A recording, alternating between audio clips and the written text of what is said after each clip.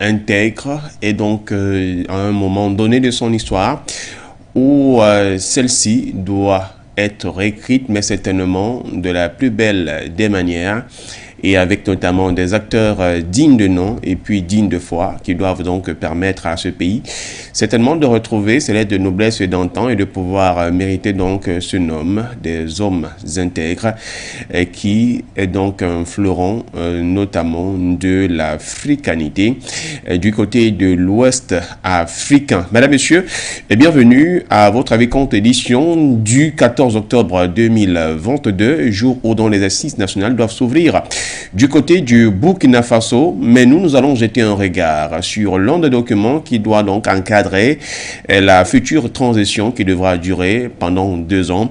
Il s'agit donc de l'avant-projet de la Constitution qui est déjà, bien sûr, écrit et signé notamment du président, le capitaine Ibrahim Traoré, qui sera certainement débattu au cours de ces assises nationales qui vont durer 2 jours. Mais à notre niveau, nous tenterons de jeter un regard sur quelques aspects de ce projet d'avant-constitution avec nos invités qui sont du côté de Ouagadougou. Mais d'abord, je vous prie de vous installer confortablement. On se retrouve juste derrière. Votre chaîne de télévision panafricaine For You Télévision, une autre vision du monde.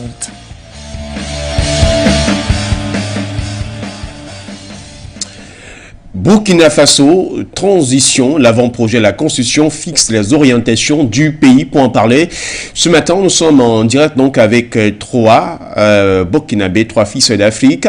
Et d'abord, un habitué de cette émission, notamment également des plateaux de For You Média Africa, Nabaloum Abdoulaye, membre fondateur du mouvement Action pour la souveraineté du peuple ASP Burkina. Et bonjour, monsieur, et bienvenue.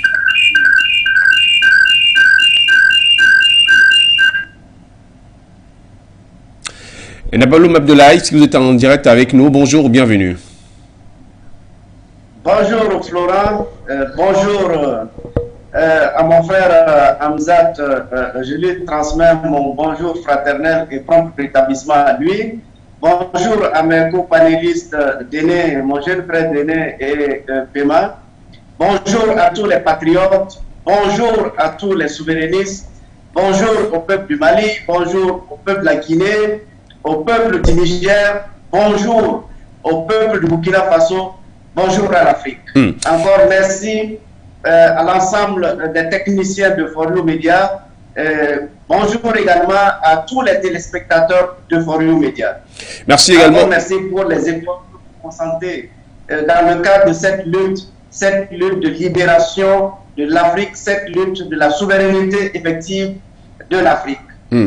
Merci donc à vous également d'avoir accepté de prendre part à ce rendez-vous. Vous l'avez si bien dit, ils sont 2 qui vont également prendre part à ce rendez-vous. L'un, c'est pour sa 2e fois sur les antennes de For You Média Africa et sa première dans le cadre de votre avis-compte. Il s'agit donc d'Abdoul Razagou Déné. Il est coordonnateur général du Club des jeunes pour la promotion de la coopération sino-burkinabé, CJPC, membre de l'ASP. Bonjour Abdoul Déné, bienvenue. Bonjour, cher ami et cher frère Florent. Bonjour à For You Média et à tous les téléspectateurs. Je pense que mon grand frère et bien-aimé Nabaloum Abdoulaye a déjà transmis tous les bonjours spéciaux à toute l'Afrique et à tous les partenaires. Donc, on va économiser les bonjours. Je pense qu'il a fait au nom de tout le monde. Donc, c'est encore un plaisir pour nous de se retrouver sur votre plateau, d'échanger sur les questions d'actualité au niveau de notre pays, le Burkina Faso. Également, bonjour à mon cher ami et grand leader, Néa Pema, président du CAP. Bonjour à tout le monde. Et, on est en tout cas à votre écoute. Voilà, merci également à vous, cher monsieur.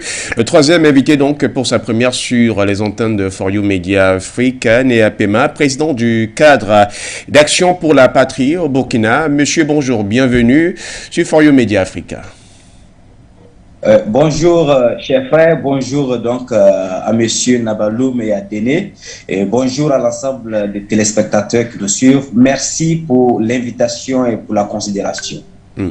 Voilà, merci à vous, monsieur. L'actualité est très brûlante au Burkina Faso. D'ailleurs, nous allons certainement accorder une place de choix. Je voudrais donc, pour que nous puissions mieux nous entendre et que chacun ait un moment de parole, nous allons aller vraiment sur le respect du timing de la parole qui sera donnée à chacun d'entre vous. Ne soyez pas surpris que si vous excédez le temps, je puisse vous arracher justement de la parole. Il va falloir que nous tentions d'être un peu disciplinés à ce niveau. Chacun d'entre nous a envie seulement de dire quelque chose, mais cela devrait se faire dans l'ordre. Nabaloum Abdoulaye, je commence avec vous.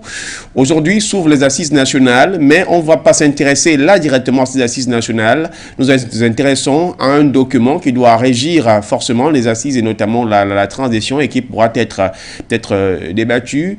L'avant-projet de la Constitution est déjà là. Je voudrais avoir une réaction de manière très claire lorsque vous avez reçu ce document. On peut le dire entre vos mains puisque vous l'avez certainement parcouru. Votre réaction, vous êtes dit certainement que est-ce qu'on est dans le champ clair de la vision que nous sommes en train de vouloir donner à notre pays? Monsieur, vous avez 3 minutes. Merci pour cette introduction. Oui, on a constaté effectivement l'avènement, en tout cas la mise en place et le partage de ce projet de charte-là, qui est une continuité des actions qui sont posées par le jeune capitaine Ibrahim Traoré depuis qu'il est venu au pouvoir le 30 septembre. Donc, ce projet de charte qui rentre dans le cadre des assises nationales est une suite logique de l'acte fondamental qui avait rétabli la Constitution de 1991. Et donc, à travers cet acte fondamental-là, il était maintenant question de la mise en place des organes qui vont diriger la transition.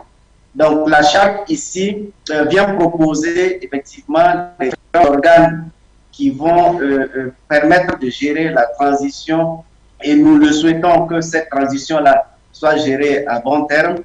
Et nous espérons aussi que cette charte-là va être le reflet immédiat et le reflet réel de la volonté du peuple, parce qu'il faut le rappeler, c'est le peuple qui, à travers son insurrection des 1er et 2 octobre, en soutien à l'action militaire du capitaine Ibrahim Traoré, a permis aujourd'hui que nous soufflons une nouvelle ère mettant fin à l'ère d'Amiba qui est celui-là qui nous a trahis à travers son coup d'État du 24 janvier. Donc ici, la nouvelle charte qui est proposée, en tout cas donne un contenu qui est beaucoup similaire à la charte qui avait été annoncée, mais on comprend effectivement cette situation parce que le jeune capitaine, lors de sa prise de pouvoir,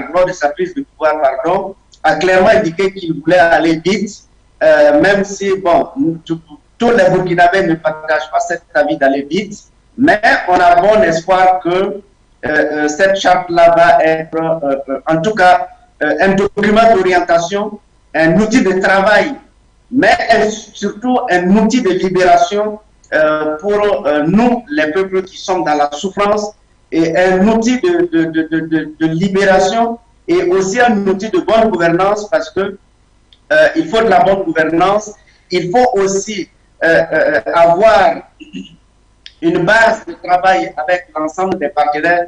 Donc cette charte-là vient corroborer toutes ces actions et ces attentes, notamment du point de vue du peuple, du point de vue de l'ensemble des Burkinabés, du point de vue des partenaires et des amis du Burkina Faso qui souhaitent accompagner le Burkina Faso.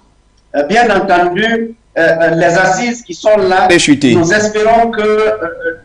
vous allez chuter. Oui, nous espérons que tous ceux qui vont participer à ces assises-là soient assez clairvoyants pour mettre du sien chacun de son bord pour qu'on puisse sortir un document qui soit vraiment à l'image de la réalité du pays, mais aussi un document qui donne de l'orientation, qui donne de l'espoir aux Burkinabés.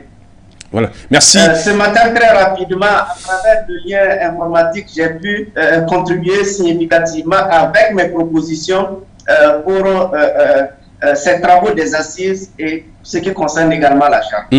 Voilà, merci Abdoul Déné.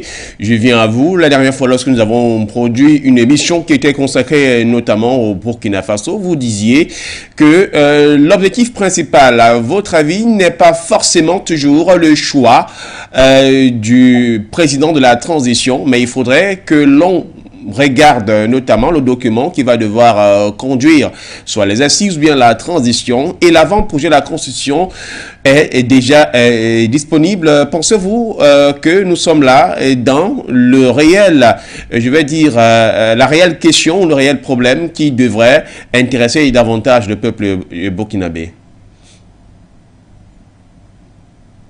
D'accord, effectivement, je l'ai dit la dernière fois, la priorité ici, ce n'est pas la tête de celui qui va gérer la transition burkinabé, mais c'est plutôt celui qui sera à même de sortir le peuple burkinabé de ce chaos que nous vivons, de cette question d'insécurité que nous vivons au quotidien.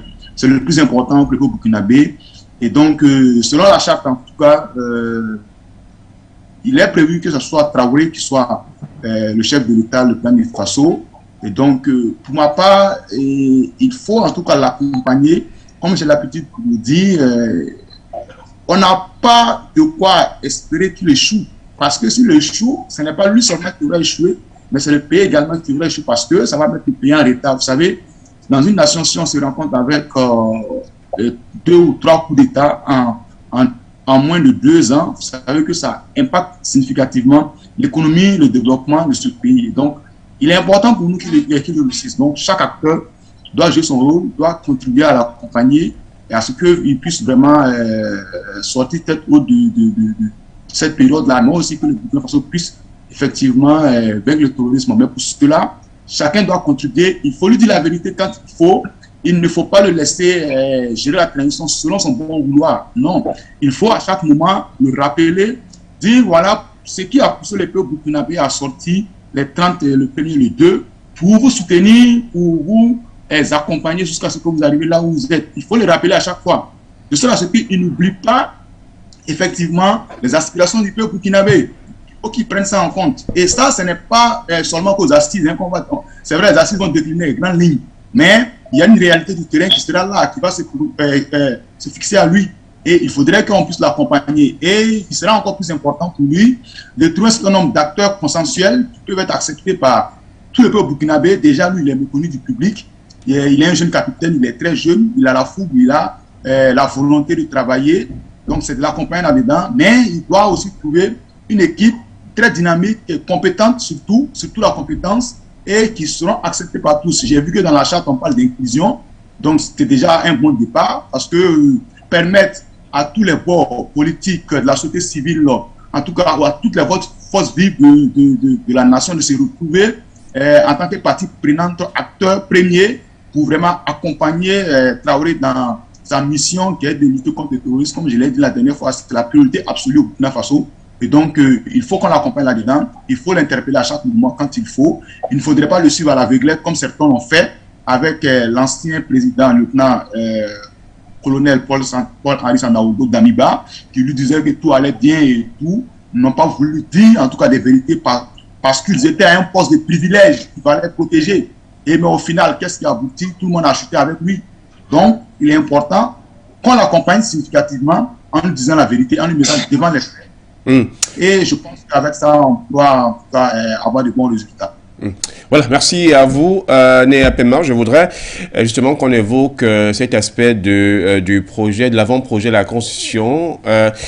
Cher Déné a commencé à le souligner tout à l'heure, le fait que le président de la transition soit justement le président du MPCR, qui aujourd'hui est le capitaine Ibrahim Traoré.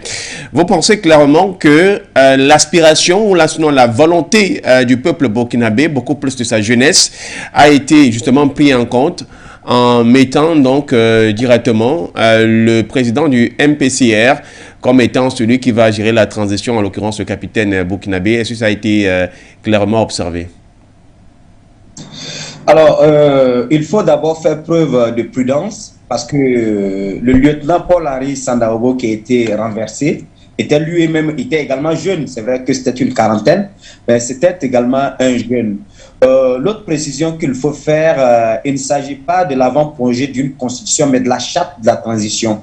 Et cette charte-là ne suspend pas la constitution. C'est une sorte de règlement qui va conduire donc la transition dans sa durée, etc. L'inquiétude qu'il y a, c'est justement le débat, parce que même ici au Burkina, il y a des débats, certains qui pensent que les assises n'en valaient pas la peine, puisque clairement, il n'a pas été ressorti les dispositifs que Paul-Henri Sandaogo et le colonel Paul-Henri Sandaogo remettaient en cause dans sa gestion, qui ont valu donc à ce coup d'État. On parle plutôt d'une sorte dans leur déclaration, dans le premier déclaration lue par l'équipe d'Ibrahim lors de la prise, l'équipe du capitaine Traoré lors de la prise du pouvoir, c'était que le président déchu, Paul-Henri Sandaogo, s'était inscrit dans une sorte de réinstauration d'un ordre ancien, faisant allusion donc au régime de Blaise Compaoré qui avait été chassé par la rue en 2014. Et l'autre point, c'était que la France, il se serait réfugié aux côtés de la France et aux côtés d'un camp militaire donc, où les forces françaises y étaient pour organiser la riposte sous prétexte que voudrait l'aider à organiser une réponse pour mettre fin donc, à la volonté de l'équipe de Traoré Ibrahim qui était en train de venir, qui veut aller vers d'autres acteurs, d'autres partenaires dans le cadre de la lutte contre le terrorisme. Bien évidemment, ça fait penser justement au partenariat russe qu'une partie de la rue burkinabé en appelle.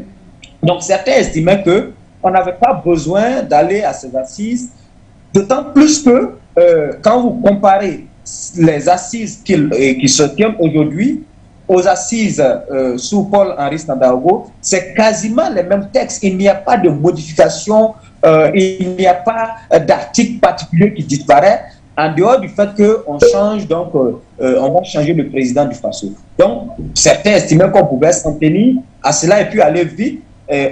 Ceux qui ont fait le coup d'État, le visage qui est apparu, l'assumaient pour réaliser donc la vision qu'ils ont porté depuis le 24 janvier, qu'ils estiment que Paul-Henri Sandaogo a trahi. Donc, c'est dit que le Burkina Faso actuellement est à la croisée des chemins. Il y a assez de problèmes, en dehors même des questions du terrorisme, il y a assez de problèmes. Et la lutte contre le terrorisme reste évidemment le problème phare que le Burkina Faso donc, fait face depuis 6 ans. Et en 6 ans, on l'oublie de le dire sur le président Kaboré, il a changé pratiquement 4 fois son ministre de la Défense, son ministre de la Sécurité, plus de 3 fois ses états-majors. Donc, c'est dit qu'il y a un problème réel qui est là, qui fait que notre pays n'arrive pas à s'organiser et à faire face donc aux groupes armés.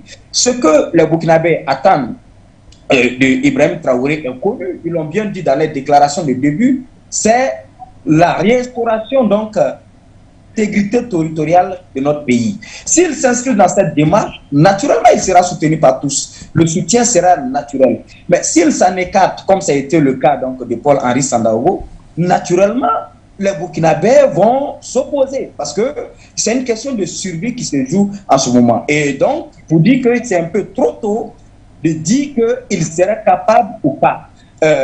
Il faut lui donner justement, je précise également qu'il n'est pas encore investi président parce que c'est à l'issue donc de la validation de cette charte que le président de force vive est installé et c'est à lui justement que nous allons regarder les premiers pas qu'il va poser, mais il doit savoir qu'il n'aura pas d'état de grâce. Ça, il le sait voilà. Tout le monde. Merci. Merci, on va revenir à vous tout à l'heure. Vous avez dit qu'il fallait qu'on respecte justement le timing. Ça nous permet de relancer Nabaloum Abdoulaye. Sur le document, parce que je viens de poser la question tout à l'heure à Pemanea, il y a justement la volonté première qui était où, durant les émissions que nous avons eu à faire, le peuple burkinabé disait le capitaine Ibrahim Traoré est celui-là qui ayant orchestré les choses connaît mieux la vision. Il sait là où le peuple est en train de vouloir aller. Le peuple est en train de le soutenir.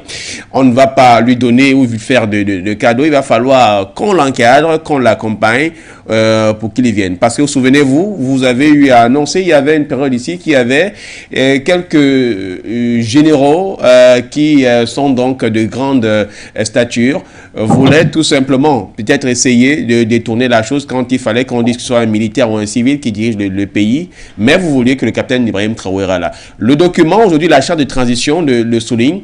On attend la validation durant les assises. Il est certainement clair que ceux qui vont prendre part vont entériner le capitaine Ibrahim Traoré comme étant le président de la transition. Mais Pemania vient de souligner quelque chose qui est très important. Il n'y a pas l'état de grâce. Ce qui voudrait dire par là que du moment où il va répondre aux aspirations claires du peuple, vous êtes avec lui. Du moment où vous voyez qu'il est en train de pouvoir s'égarer, appelons cela comme ça, vous allez le décharger.